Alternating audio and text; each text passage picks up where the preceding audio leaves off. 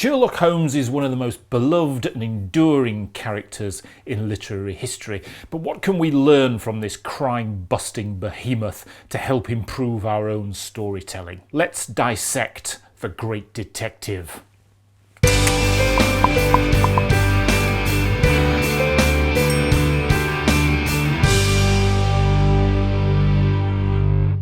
Sir Arthur Conan Doyle was himself a practicing doctor, and he took all of that depth and wealth of experience and applied it in crime drama. So unlike the modern counterpart, for example, House, the long-running television series, all of those writers would need in-house technical expertise in order to get all of the medical stuff to seem authentic. Gone all of that, Conan Doyle was his own individual production line. Sherlock Holmes is in fact a superhero. He is an extraordinary person living in an ordinary world. His power, as we see, comes with great responsibility, and in many of the stories, Holmes is taking the law into his own hands. Can't do these things on the force, Mr. Holmes. No wonder you sometimes get results that are beyond us.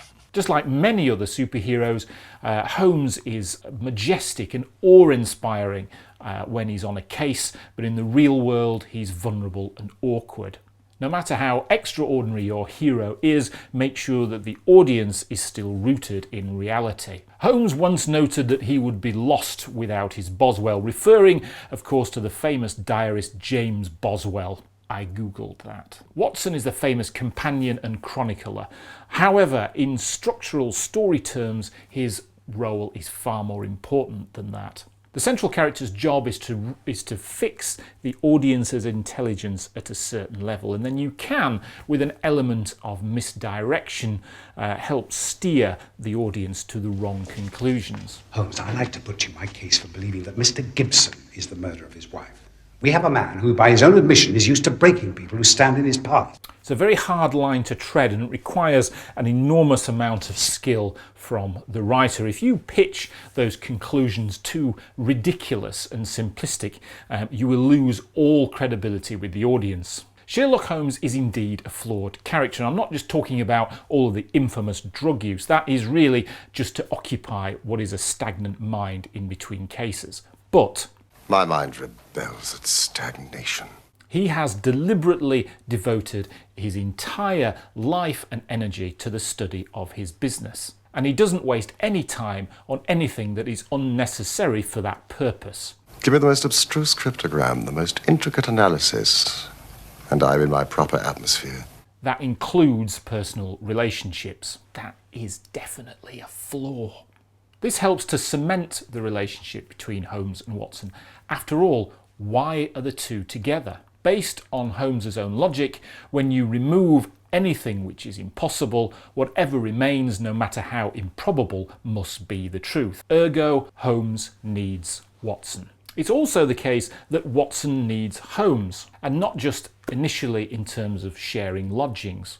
I'm sure your time will not be misspent. The case promises to be absolutely unique. Unlike other fictional crime detectives, Sherlock Holmes does not keep information from the reader. Instead, he slowly and gradually tells the story bit by bit and shows his working out and how he's come to those conclusions. I have an instinct for such things, but it has sometimes played me false. With a skilled sleight of hand, Doyle treads that fine line between providing the audience with enough information and keeping the secrets and the mystery to themselves, or at least to the detective. They were invisible, buried in the mud. I only saw them because I was looking for them. What? You expected to find them? In reality, of course, we, the reader, through that central character, we are all just too dumb to actually work out who did it in the end and why, with the exception of the case of identity, because I actually figured that out within about probably 3 pages. Doyle effectively created a franchise with Sherlock Holmes, and he stuck to that formula for effectively 40 years. Holmes is tightly defined and the stories are regimentally contained. The focus of each story is the case. There is no emotional or personal B story or secondary or third story to these adventures. Every character is rounded. But suffice it to say that I know as little about Mr. Jabez Wilson as you do yourself, beyond the obvious facts.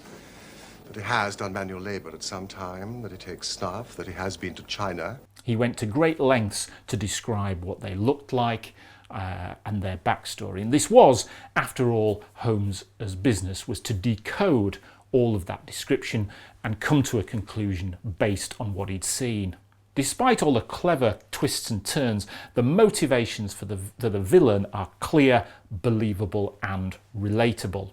This is not danger. It is inevitable destruction.